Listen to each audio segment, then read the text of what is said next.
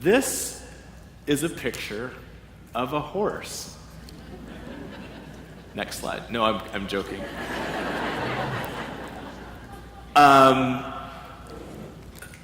But this particular picture shows a horse wearing blinders. Now, a horse wears blinders to prevent itself from getting distracted from its things that pop up in its peripheral vision. And so with blinders on, a horse has a 60-degree field of view. Now, I like to draw a parallel between a horse wearing blinders and us in general as a society. I believe that we just don't see everything. We just don't look at everything from all perspectives and all angles. So I'm excited to share my story with you today and how I landed in the saddle of a charitable organization. Really? Come on! That one usually gets a good run. I'm going to try that again. So, because there's going to be a few more puns coming your way, and I really want you guys to react. You're eating quinoa, for crying out loud. It's an energizer. The pyramids were built on quinoa. I'm going to share my belief, around how we all hold the keys to helping make our communities an even better place. We just need to learn how to use them. So during my talk, I'm going to invite you all to remove your own blinders and open your mind to a way of life that's of service, doing work that really helps open doors to untapped potential. So I graduated from the University of Waterloo. I got my civil engineering degree there, and at the time I was really passionate about mountain biking. I spent all my free time on my mountain bike, and so after I graduated, I wanted to move to the very best place in the country to bike, and that's the interior of BC. So I packed up my stuff, I drove my car to the interior of British Columbia and landed in a sleepy little ski bum town named Rossland, and I just integrated myself with all of the other mountain bikers that were living a dream, riding their bikes every day in the very best place in the country to bike. And so I guess it was late in the riding season of 2002 when I was riding my bike with my good buddy Johnny, who's wearing the blue helmet in the photo. I'm wearing the red jersey. Johnny and I loved filming each other riding on some of the more demanding trails in the region, and so I filmed Johnny jumping this big 25-foot gap on this one trail that we'd heard other riders talking about. We searched it out, we found the part of this trail with this big gap. I filmed Johnny jumping it. We celebrated that huge adrenaline rush that comes with raising the bar in an adrenaline pumping sport like mountain biking. And I felt like in that moment it was my turn to give it a try. I wanted to feel that rush. I felt like this was the time to do it. So I handed the camera over to Johnny and took my bike up to the takeoff platform where I checked to make sure I was feeling good. I made sure that my bike was in the right gear, scoped out the landing from up there. And, I left the takeoff platform and I essentially left my life as I knew it. I didn't make the landing. I crashed. I flew over my handlebars, landing head first, breaking 2 bones in my upper spine, causing a spinal cord injury. In a split second, my life was changed forever. And I was all of a sudden introduced to a world that's really not well suited for someone that uses a wheelchair. Now, I sense that you're all chomping at the bit to hear about those keys. So before I go in any further with this, let's jump into this. Thumbs up over there, I see. Yes. That's better. Saved me. Next slide. So I truly believe that we all have the keys. We already have these keys in our back pocket to making our communities even better places. We just have to learn how to use them. We already have the keys. We just have to learn how to use them. I believe that life here on Earth is already pretty freaking amazing. There is a bingo boardwalk around the corner. I don't even know what a bingo boardwalk is, but it sounds incredible, and I can't wait to finish up here today and check out what that's all about. Don't know what it is, but there's a sign that says there's a bingo boardwalk around the corner. But I truly believe that we can do even better. There's even more room for tacking on something extra incredible. Bingo boardwalk, I don't even know. Ice cream. When we choose to use these keys, we are engaging our minds to follow the campsite rule, which is leave it better than you found it. This is what drives a shift in perspective and really motivates us into action. So what are the benefits of using these keys? And I believe that there's two big ones. Most of us really want to contribute to helping make our communities even better places. And getting engaged and offering something of value for free, for no cost, really allows us to do that. We are being of service, and in my opinion, this is the most fulfilling experience we can have in life. The second benefit to using our keys, learning how to use our keys, is how they essentially open doors to untapped potential. As community builders working towards making our communities even better places, we need the help of everyone. We need the help of a lot of people. And so in order to get their help, the work that we do, it generally involves removing barriers that are currently holding people back from reaching their full potential. So whether that's a family struggling to put food on their table for a family, or helping somebody out that uses a wheelchair to get into a building, we hold the keys. We already hold the keys to removing those barriers to untapped potential.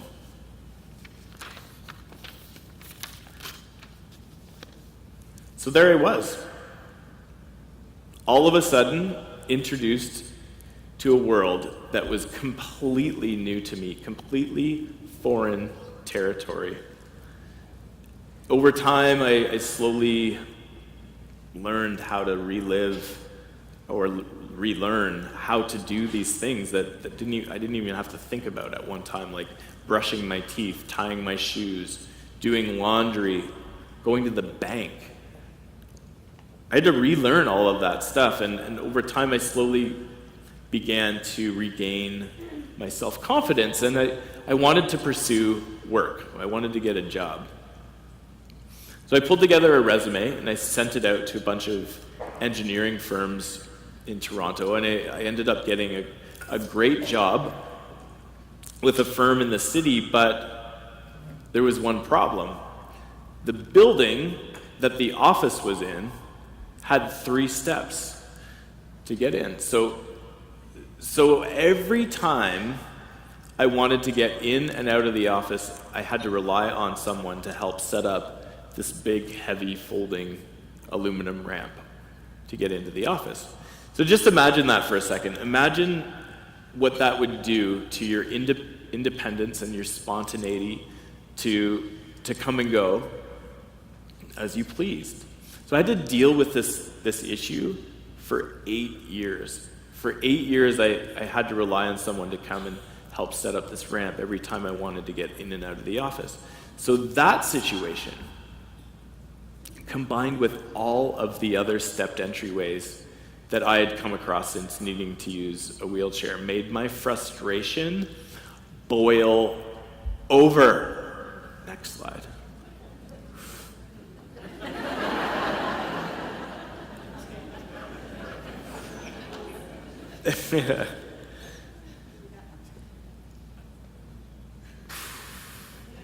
This is the first key. Frustration. 35 of the TTC's 69 subway stations are not accessible. Toronto has 200 streetcars, and only 31 of them are accessible, servicing just 3 of the 14 streetcar routes in the city. There's 8,000 restaurants and bars in Toronto, and I can say with complete confidence that 3 out of 4 of them are not accessible. So today there's over 1.3 billion people living in the world with some form of disability. So Canada's general unemployment rate is about 7%, and the unemployment rate of working age people with a disability is 54%. So we heard Michael share a statistic about disability. By 2030, 1 in 5 Canadians will have some form of disability. Nothing was being done to remove these barriers that I was facing on a daily basis. I was even noticing that new buildings were being built with stepped entryways. I wanted people to start talking about these issues that weren't just affecting me, but affect so many people, because when that ramp was out, all kinds of people loved using it. Parents pushing strollers, delivery people, the elderly, people with temporary disabilities due to an injury or illness. And you know what? By affiliation, the people that were joining someone from many of those groups that I just mentioned, they loved using the ramp as well when it was out. It made me realize that we are all affected by inaccessible spaces. I wanted people to start talking about these issues. I wanted people to start thinking about really great ideas that could help solve some of these big problems. And I wanted people to start talking about our human right to equal access. Now, around the same time when my frustration was hitting a tipping point, I started noticing these really brightly painted bicycles popping up around the city. And these bikes were a part of an urban art installation that 2 OCAD employees had taken on. And these employees from OCAD wanted to start a conversation about public art and urban planning and community and cycling. And the project was so successful. The media wrote stories about it. People loved having their photographs taken with the bikes. At the time, Rob Ford considered them to be graffiti. And then as he was very famous for, he apologized for calling them that, invited the artists into City Hall to do a formal apology. Anyway, it was so brilliant, painting just a simple common object like a bicycle a really bright color was amazingly effective in helping these artists bring attention to the issues that they wanted to getting people to start talking about. And it really gave me an idea. So raising awareness is the second key on that keychain that you already hold in your pocket. So in 2011, we pulled together a bunch of volunteers and some building materials, and we built 13 really brightly painted ramps for businesses in Toronto's Junction neighborhood. We came up with a really simple website and a catchy name called Stopgap that we hoped, or that we stenciled on our ramps, that we could allow people to go and learn all about these issues that we wanted people to start talking about. Now, as the name suggests, Stopgap, it's a stopgap measure to these big issues that affect so many people. Now, much like how the brightly painted bicycles were raising awareness about those issues that the artists wanted people to start talking about, we wanted the ramps to highlight how so many people are prevented from accessing the spaces that they desire. Raising awareness, the second key. Offering something of value at no cost is the third key. So when we first went out into the Junction neighborhood, we were approaching business owners with an ask. We wanted them to cover the cost of the labor and the building materials. And we'd knock on doors and we'd explain what we're up to the business owners, and we'd just be received with a blank face. No, we don't need a ramp because we don't have any customers that use wheelchairs. And we just sort of sit there and give them a blank face back until they figured it out for themselves. And then, some business owners would say, we don't need a ramp because we can just bring stuff outside if somebody wants to see them. So we had to go back to the drawing board to figure out how to make this a little more palatable for these business owners that were clearly ignorant about this big issue. And so we sat around the table and we figured, okay, well, how do we do this? And the answer was in the form of getting volunteers together and getting building materials donated so we could give ramps away to these business owners at no cost. And it worked.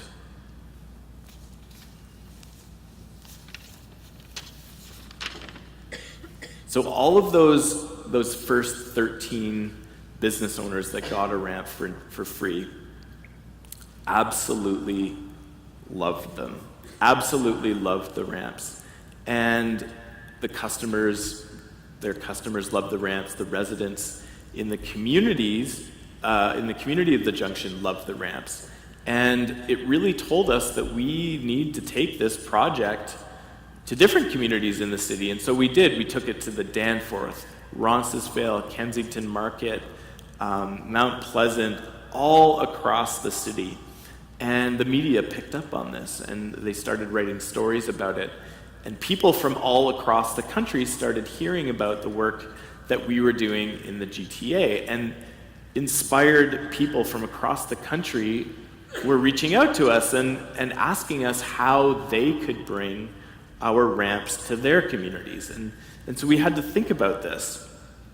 How do we mobilize people and activate this project in different parts of the country? And so again, we sat around the table and we pulled together everything that we had learned along the way, and we put together a handbook and all the resources, the design spreadsheets, and we just started sharing them, sharing all of that knowledge that we had gained with Anybody that wanted to take the project on their own at no cost, for free.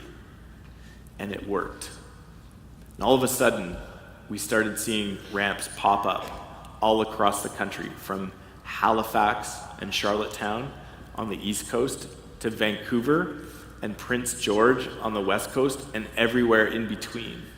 And so now we have close to 1,200 ramps in more than 50 communities across the country, and it's growing by the minute. I was just talking to somebody over lunch, and they heard on the radio that there was a new project that started up just in a small town outside of London, and I was like, yes, it's amazing. I didn't even heard of that before, but it's really speaking to that third key of offering something of value at no cost.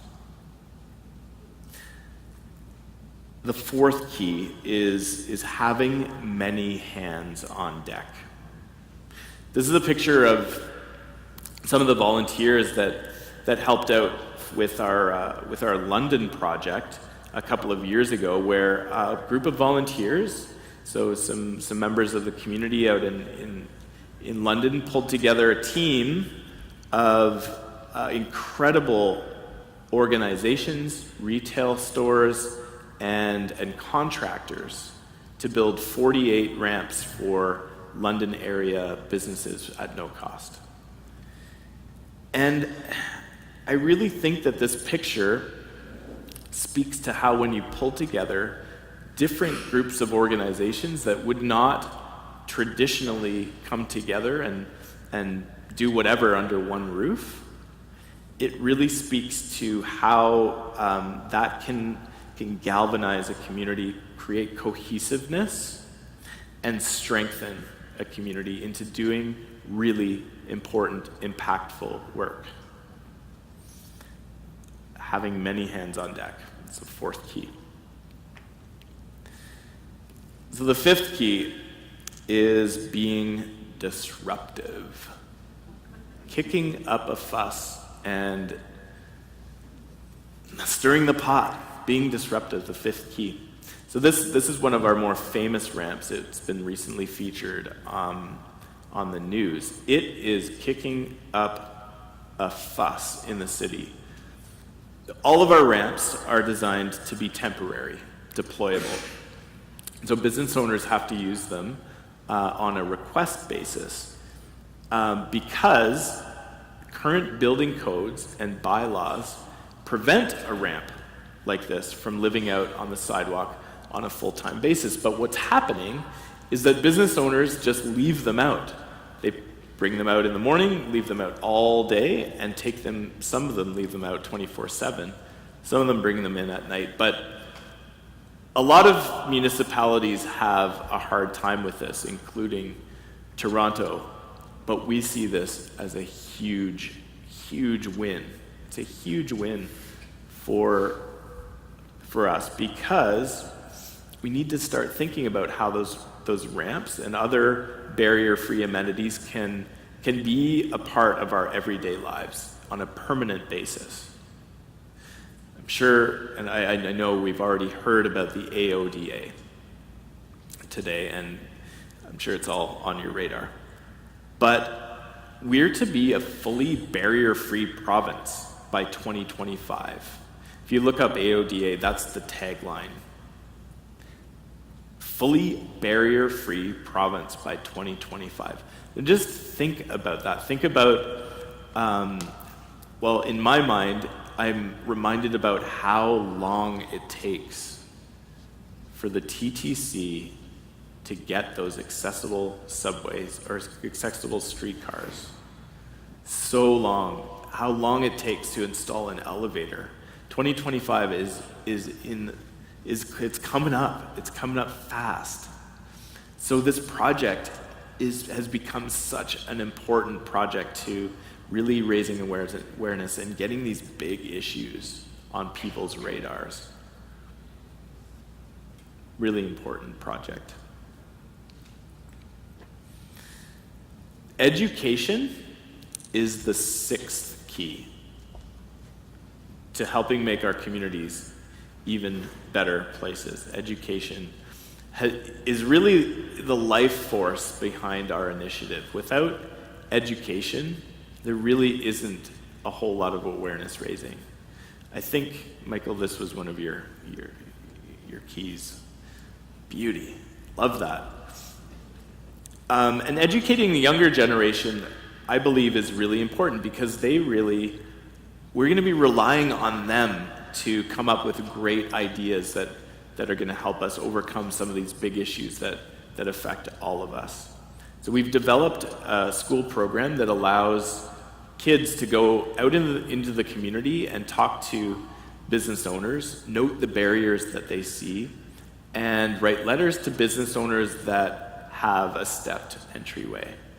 And those business owners reach back out to us and say, hey, there's this group of kindergarten kids that were here, and they shamed me for having a step. How do we get a ramp? And so we build a ramp for that business owner, and we get the kids to paint them and deliver them to the business owner.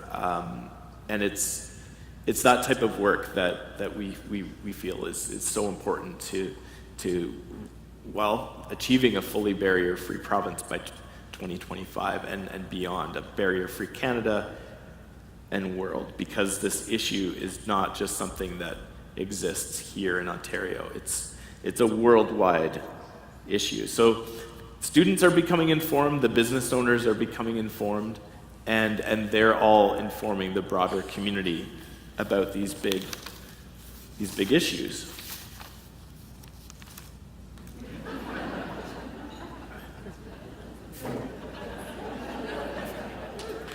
Yeah.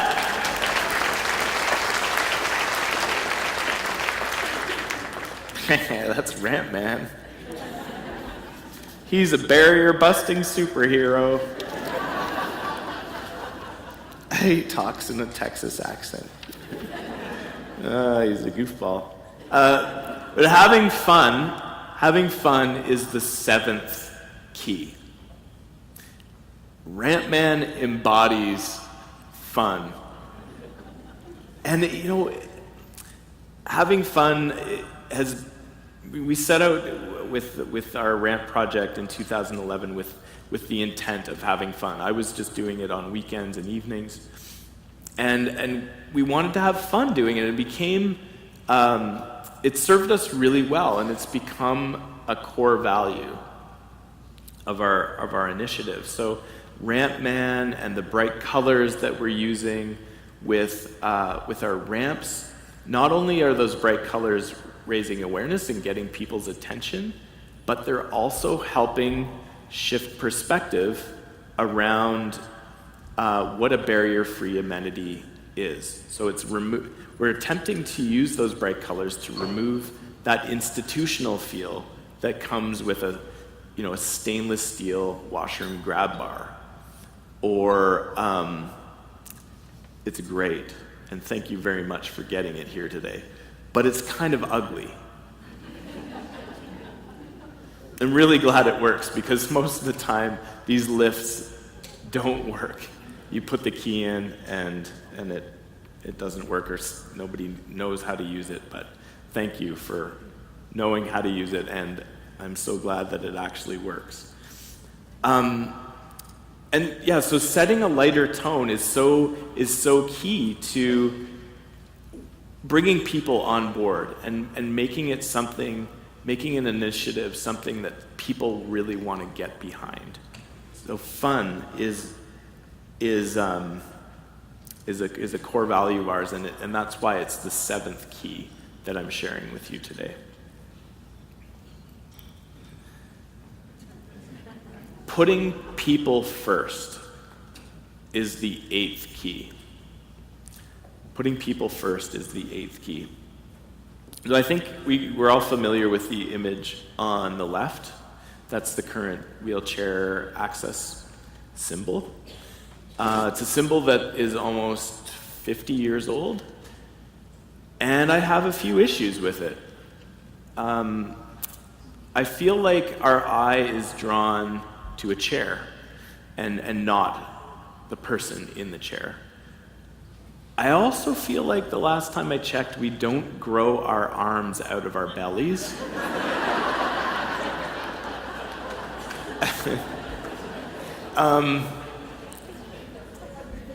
It gets me every time.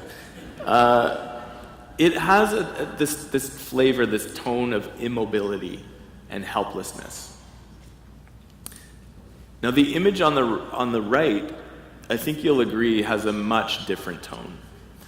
Much different tone. Your eye is drawn to the person and not the chair. It has a much more forward-moving, active, independent feel. And it's this type of imagery, this type of symbolism that is so important to helping remove barriers. We can remove barriers right now, simply by using language that puts the person first. By putting the person first and then whatever disability they have, we can all of a sudden remove barriers and create a much more empowering community. So similar to the symbol and using empowering language, we can put people first and help make our communities even better places. Next slide. So let's just do a quick little recap. Faf and Beth. That's memorable, right? You can tweet that. That's gonna go viral. Faf and Beth. Beef. Frustration.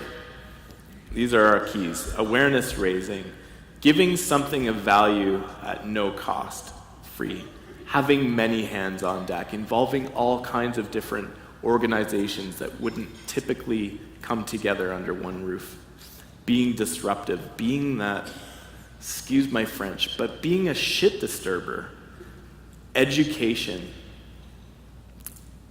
having fun, and putting people first. Faf and Beth. Next slide.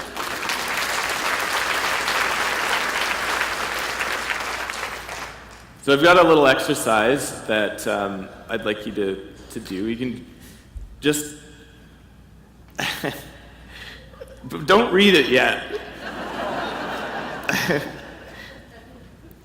This person took on an initiative on her own. I'll just read it to you. To the person who lets their dog poop on our lawn and doesn't clean it up. First of all, it's beyond rude. We live here and pay a lot of money to live here, and it's not a toilet. Secondly, if you can't pick up your dog's poop, you shouldn't have a dog. And lastly, we are watching you. Then the next time you let your dog poop on our lawn and don't pick it up, I will personally follow you back to your home, wait until you get inside, pull down my pants and take a huge dump on your doorstep and on the windshield of your car. Love, Annie. Yeah, I feel like Annie really used those keys. Like, she had those keys and she activated them. She was frustrated and she used that frustration key. I love this. So before you leave here today, tell somebody, tell your neighbor that you're sitting with at your table what frustrates you.